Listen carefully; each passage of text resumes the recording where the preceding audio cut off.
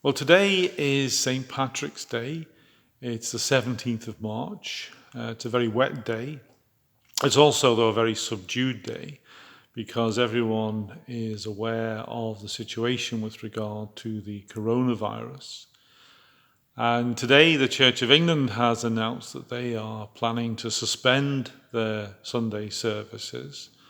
The Archbishop of Canterbury and the Archbishop of York have suggested, among other things, that church should be less about assembling for Sunday worship and more about the daily prayer and service we can offer one another. And I'm sure that's a position that many other churches will follow. I understand too that some churches in County Down also have already decided to suspend their worship. So that's something we might have to look at. But immediately we can start to try and do more to stay in touch via other means, particularly maybe by making use of the internet. So I hope to establish a YouTube channel for our churches, and we can upload material there, perhaps starting with this video, this rather amateur video. But if we can get hold of the right kind of editing software, we can record short acts of worship in our churches and put them online. We already have quite a number of audio files which can be uploaded as podcasts. So these are some of the ways we can keep in touch with people, with all our members.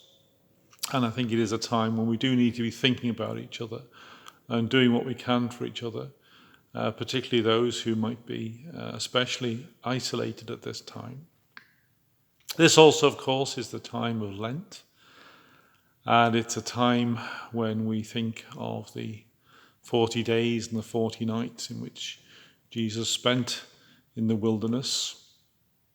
And I think part of the point of that story, which we think of at this time of year each year, is to share in that wilderness experience. And it's something that's not unknown to all of us, because we all have times when we feel anxious, we feel fearful, we feel alone. And at this time in particular, it's a sort of communal sense of wilderness, because no one likes being in a position where they don't know what's going to happen or don't quite know what to do.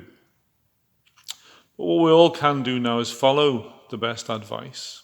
And we know what that is. That's been very widely broadcast. We need to follow that advice. We need to be there for one another. We need to support one another. But I came into church to record this message. I came here to Beli because I think it's sometimes important to try and take a sort of historical perspective. So I'm here in this building, which is almost 300 years old. And as with all three of our churches, it's a building that's very old, but it represents a congregation that have existed for even longer than 300 years. And people say to me they've never known anything like this before, and I certainly haven't. But if you take a historical perspective, you can see that we do live in challenging times, but for a congregation that's existed over hundreds of years, it's not the first time people have had to face difficulties like this.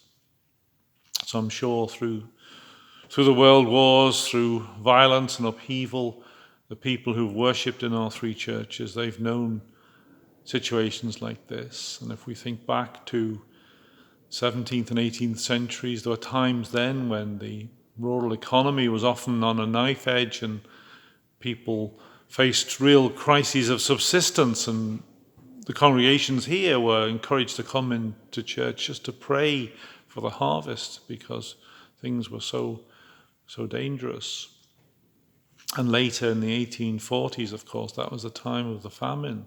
And Beli and Downpatrick and Clough, all three churches, they suffered greatly at the time of the famine, and many families were forced to emigrate. the ministers of all three churches recorded in their diaries that this family and that family, so many families had just gone away. They'd just gone. They just up and left. And many of them went to North America.